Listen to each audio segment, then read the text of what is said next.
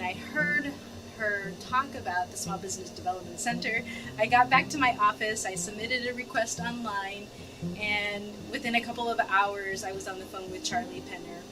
And it felt like I was having a therapy session. It really felt like I was having a therapy session around business and dreams and aspirations. And for me, I'm the first in my family to graduate from college, which is a really big deal. And so to think that I could own a business that was outside of the realm of possibilities for me until I heard this woman speak about being a business owner and all of the support that she had along the way. So when I met with Charlie, I said, here are my ideas. He really helped me think about how to grow a business in phases, like what's phase 1, what's phase 2, what's phase 3. So thinking about where I want to be and how to get there, and helping me get connected to resources such as an attorney to write up contracts, getting connected with other resources. More so around what I needed was a lawyer to help me think through what does it mean to have a small business that employs independent contractors, and how do I decipher what's a contractor versus what's an employee, and making sure and being very thoughtful that I'm not crossing that line.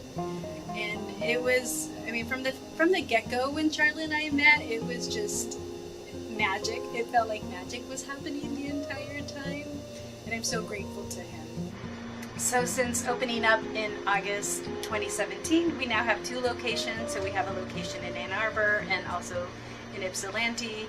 There are 9 of us therapists, and all of us identify as people of color, which is pretty unique in this area to have a practice only consisting of people of color.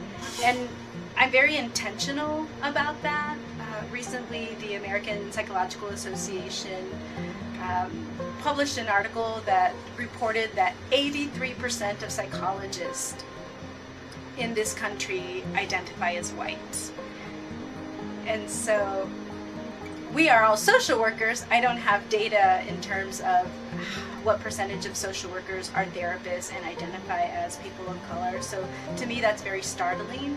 I know that the literature in mental health says that it's not necessarily important to have a therapist that has a shared identity to make progress in counseling. But I do believe that if being able to see someone that may look like you, that is what is going to help a person have access and think about coming to therapy, then I'm going to promote that as much as possible. So we also are doing work, other aspects of our work. So we have yoga classes. I'm a certified yoga teacher, and we have a couple of other people on the team. Raina and I have been working with the Department of Health and Human Services, with the Division of Victim Services, to provide trainings to therapists in rural communities, and providing support and expertise in how to work with survivors of sexual assault. So with the Nassar case, there's been a lot of money and funding coming to the state focused on survivors of sexual assault. And so